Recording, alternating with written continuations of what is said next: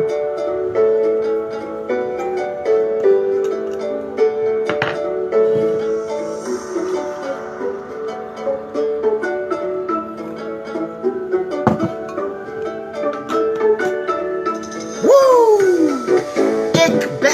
suis, yo soy, watashi wa nanun, ego sum.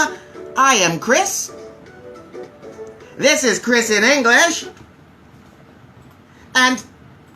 And today, I want to know, how often do you think about toilet paper? Woo! Hello, woo! How are you? I'm glad to see you this morning. I hope you're doing well. I hope you're safe and healthy and active. How's flight school? Have you buzzed around my house yet? I invite you to fly in circles around my house. I would love to see you do that. I hope you're doing well, sir. Let's see. What are we going to do? I know you want to know that, Woo. What are we going to do today? Well, we will have the question of the day. Yeah, then we'll have the word of the day. I'm going to teach you a word you can use in the English-speaking world. Today's word is unbeatable. That's not the word, but it is a clue for what the word of the day might be. It's an unbeatable word, except it is beatable. After we do the word of the day, I'll give you our coronavirus update. I'll let you know how things are going in San Diego as far as the coronavirus goes. Got some good news, actually. First time in a while, we got some really good news for San Diego coronavirus. Today, we're going to talk about something that is important to all of us. Something we almost all of us use, probably every day. And that is, of course, toilet paper. Yeah, we're going to talk about toilet paper today. We got lots to say. I did some research. I did some reading. Did you know that there's actually a lot of history behind toilet paper? I had no idea. So today we're going to talk about toilet paper. Then we'll open it up to conversation. We'll just talk. We'll see how everybody is doing, what everybody's interested in these days. And we will then face our Wednesdays with courage and confidence. And that's our plan for today. Woo, how are you doing, man? How are you? How's flight school? You are in, I forget. Are you in Washington or are you in San Francisco? I know you're north of me, learning to fly. How are you doing? I hope you're well. Our question of the day today, you can start thinking about it if you want. You can start answering if you want. How often do you really think about toilet paper every day? Do you think about toilet paper every day? Do you ever not think about toilet paper? Do you go like a day or a week without thinking about toilet paper? Hey, Mr. Nemo, I'm glad to see you, sir. Happy Wednesday. I hope you're having a good one. Our question of the day today, how often do you think about toilet paper? Yeah. I don't know. Me? When I think about it, and we'll talk more about this, but when I think about it, when I think about thinking about toilet paper, I think about toilet paper twice a day. More if I notice I'm running out. Today we're going to talk about toilet paper, the history of toilet paper. First, let's do the coronavirus update for San Diego. We'll find out how we're doing, and it's actually good news. It's really good news. San Diego County, the county of San Diego, has been... Nemo's answering, he says, about 3 times a day. That's a good number. I think that's a good number, Nemo, to think about toilet paper.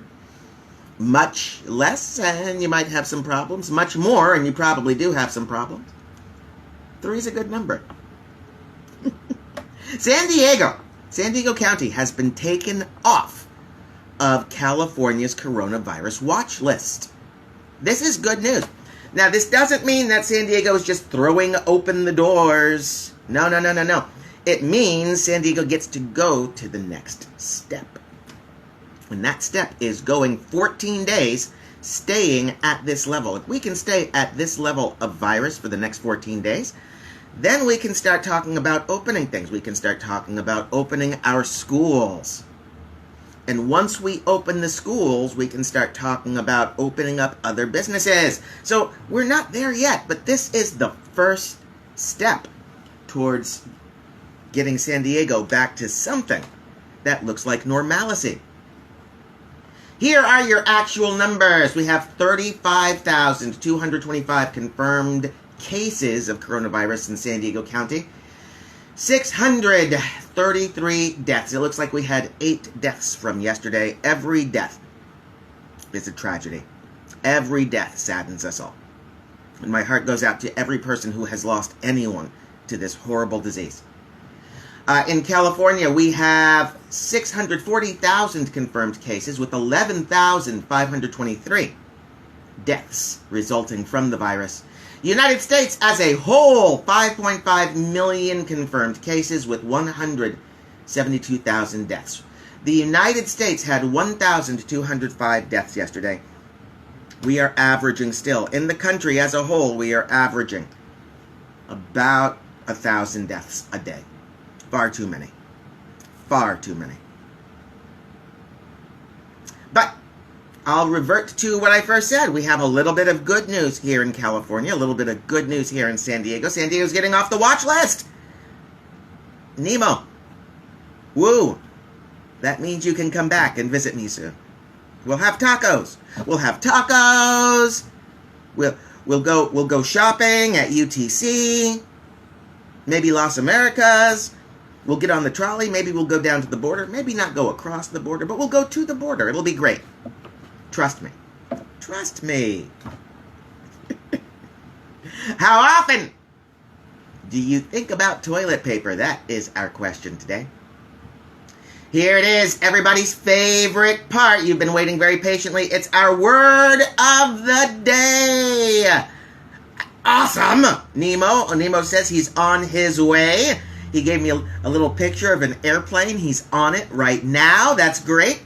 I'll go down to the airport in about 12 hours. I'll pick you up. I'll see you there. Swiss Air. I'll go to the Swiss Air section of the airport. I'll wait for you. About 14 hours from now, Nemo. I hope to see you. Our word of the day today. It's a great word. It's unbeatable. Is that a clue? Is that a hint? It's unbeatable, except the word is literally beatable. If you want to see the word of the day, you can go to the website, ChrisinEnglish.com, where you can see the word of the day every day. Our word of the day today is an adjective. The word is superable.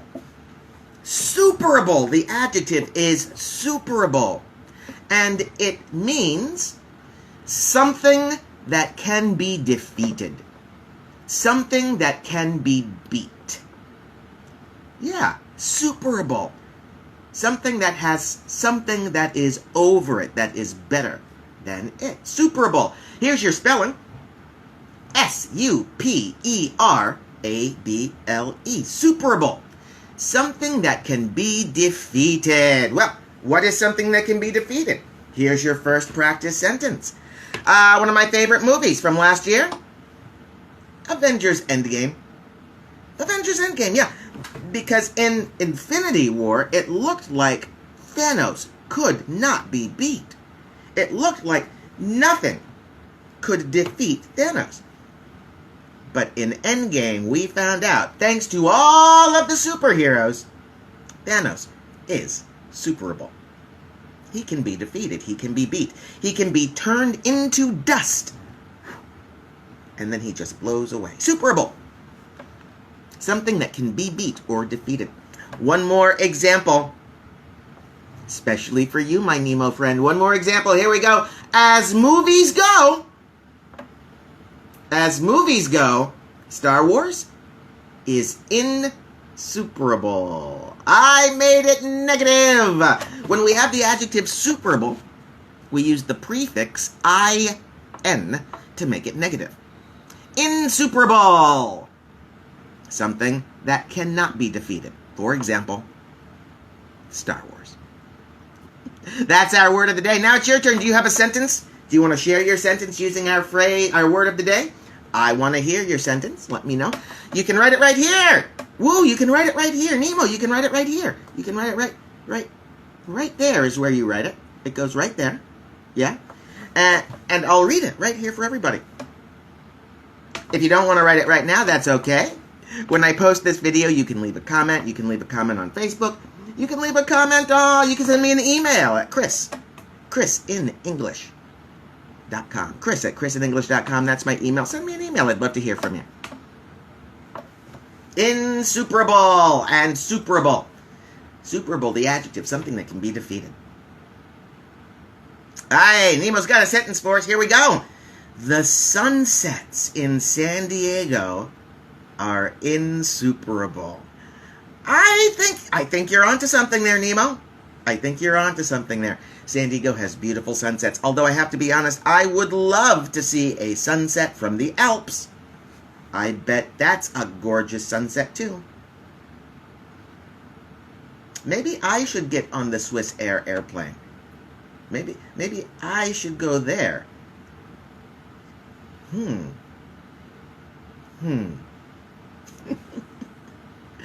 Hey, our topic today and our question of the day, how often do you think about toilet paper? Mr. Marty in the house, good to see you, sir. Our word of the day.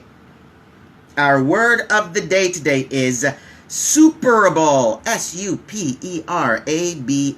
Superable. It is an adjective and it describes something that can be defeated.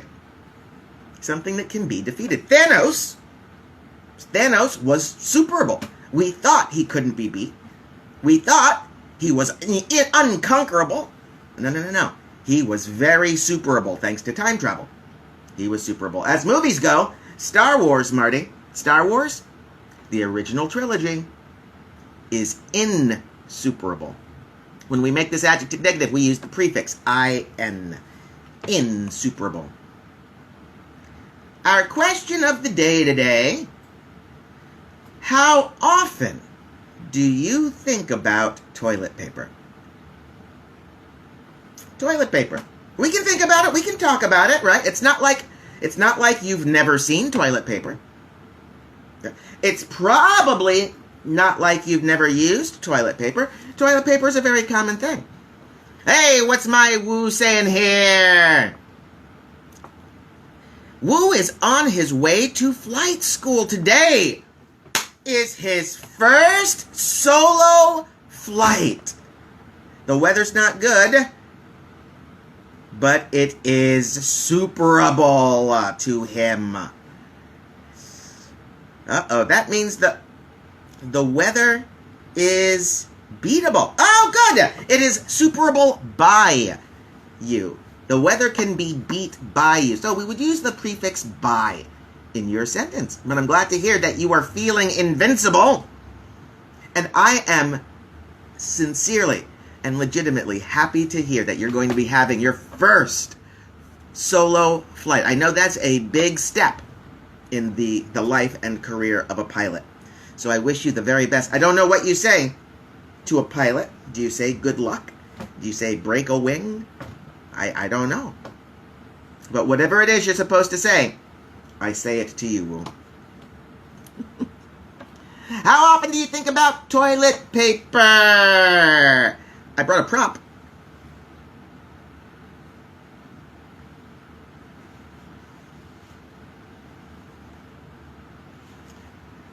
Toilet paper. I think about it often.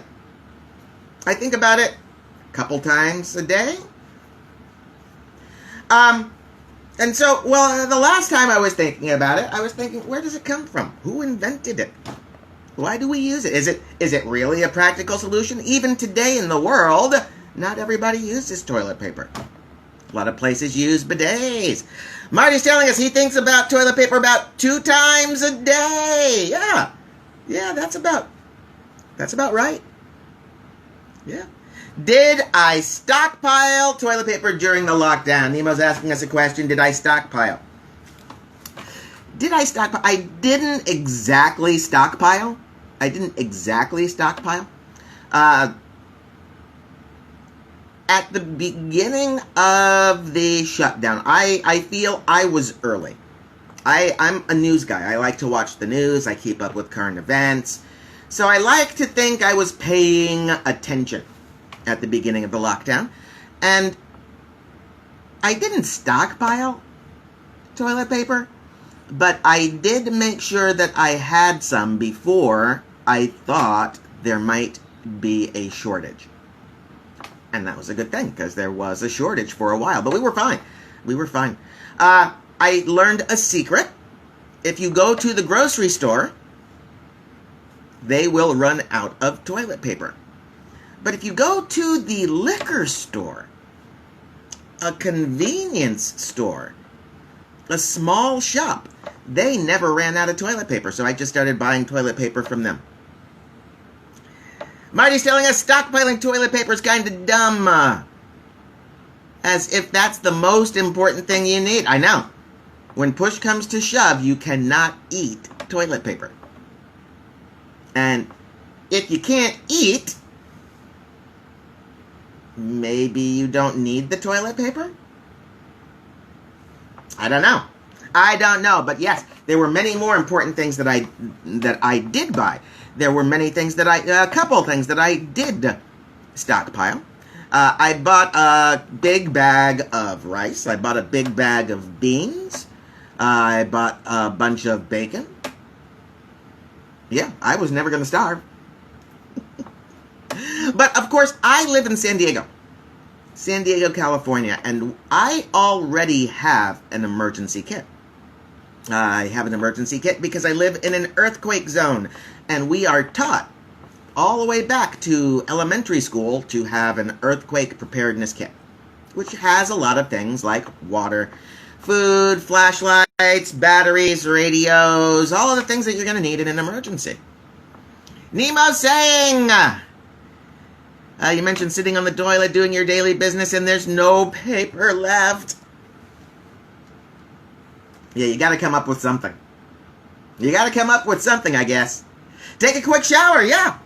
Of course, not every country uses toilet paper. Bidets, apparently, are still very popular in many parts of the world. And a bidet, of course, is the device in the toilet, and it shoots water.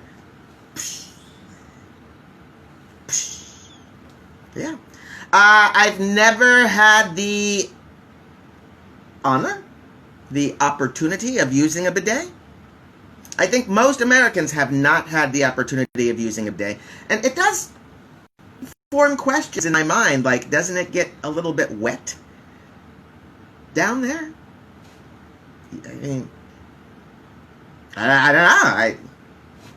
You pull up your pants and you're going to squish? I don't know. I've never used one. I've never used one. Probably there's a water shortage. If there's a water shortage, yeah, the bidets won't work anymore. And that would be the tragedy, I'm sure. This was not the first toilet paper shortage in the United States. It's true. There was another toilet paper shortage in 1973. And it's kind of an interesting story because it started as a joke. There was a very famous comedian. He had a late-night TV show. His name was Johnny Carson. And I could talk to you about Johnny Carson for an hour or more. I loved that man. He was a hero. He still is. He died a while back, but he still is a hero of mine. I have so many happy memories about his comedy and his TV show. That's not what this is about. This is about a joke that Johnny Carson told. Marty's saying if there's a shortage of water, you'll have bigger problems than your bathroom needs. Yeah, that is true. If we run out of water, I'll be a little worried about more things than my toilet paper needs. Johnny Carson, he had a late-night TV show. It came on 11 o'clock at night, right after the evening news. It was one of the most popular TV shows of its day. Johnny Carson, he told a joke once based on something that a politician had said back in 1973. He made a joke about the United States running out of toilet paper. Told a joke. The next day, Americans ran out to the stores and bought all the toilet paper. They bought it all! There was no more left in the stores. And this caused a toilet paper shortage. The companies that made toilet paper, they couldn't get the toilet paper back to the stores fast enough. People just bought it all super fast. So the United States in 1973, we ran out of toilet paper. Interestingly enough, this was the same time period where we ran out of gasoline and oil as well. The early 70s, we couldn't hold on to anything here. Let's see. The first recorded use of toilet paper is from China in the 6th century. There was an Arab traveler to China, and he wrote that the Chinese do not wash themselves with water when they have done their necessities, but they only wipe themselves with paper. 6th century. This is the first recorded instance of toilet paper. All right, it goes back a little later than I would have guessed. But before that, what were some of the things that people used? Apparently, wool from sheep, lace, hemp, fibers from plants were used to clean ourselves. Wealthy people used their hand. No, I'm sorry, I read that wrong. Less wealthy people used their hand. That makes more sense. Yeah. They would go into the rivers. They would wash themselves with their hands after they did their business, which I don't think is very good for their hands, and I'm pretty sure it's not very good for the river. Other things that were used: wood shavings. Wood shavings, leaves, grass, hay, stones. I'm confused but curious. Sand. Okay. Moss, which is the soft plant life that grows on rocks around rivers. Snow. Plant husks, corn cobs. Now this one was really interesting to me. Pottery. Pottery. They would take pottery and they would break the pottery so that now you have little pieces of broken pottery. They would take a rock and the pottery and they would scratch the name of someone they did not like into the broken pottery. And then they would use the pottery with their enemy's name to clean themselves. Now that sounds funny to me. I think that's hilarious to symbolically wash yourself with your enemy. We still do this. If you go online, you will find toilet paper printed with the faces of your favorite or least favorite politician. How's that for cleaning yourself? Mr. Marty's telling us that sand and stones would hurt. I agree. I think paper is a better way to go than a rock. But of course, you use what you can. They didn't always have paper. I would have tried to find something a little bit softer, but again, that's just me. That is just me. There's a French writer named François Rabelais. Again, I believe this was, I'm going to say this was the 1600s, so we've skipped up a little bit. The 1600s, he suggested that the neck of a goose with lots of feathers is the best way to perform your daily clean. The neck of a goose. with lots of feathers. Don't forget the feathers. My question, of course, is where's the rest of the goose? Is the goose connected to the neck? If so, that could be a little complicated. If the neck is not connected to the rest of the goose, it could be a little messy. I'm just saying. When did we get toilet paper? When did this stuff show up? It's a little more complicated than you might think. It didn't just show up as a little roll with perforations. That's what these are called, by the way. These are called perforations, when we make little holes in paper so that it's easy to tear. We call it a perforation. That's not how toilet paper first showed up in our lives. It first showed up in the 1920s. It was sold in packs, flat packs of paper, very similar to how we get tissues or napkins today. Yeah, they were medicated. They had an ointment on them so that they were a little bit, kind of soft and lotiony. If you like that kind of thing, I guess it was a great thing. It was not, however, until 1935 that splinter-free toilet paper was invented. Splinter-free. Let's think about this. What is a splinter? A splinter is a piece of wood that gets stuck in your skin. A splinter. In 1935, they figured out how to get splinters out of toilet paper. I'm very concerned about the toilet paper they were using before then. If it had splinters, I don't think I want to use it. Splinter-free toilet paper invented in 1935.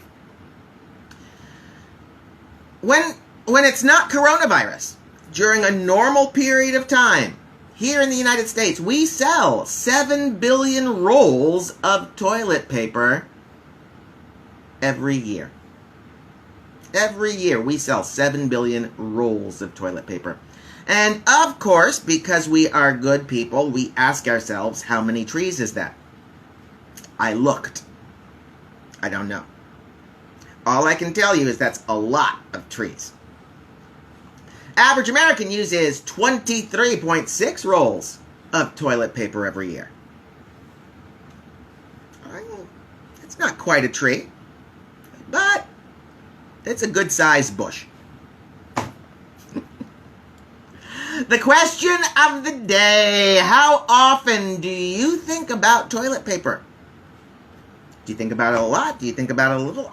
For me, the answer is probably 2, maybe 3 times a day. Allen Ginsberg is a writer in the United States. He was popular in the 1960s.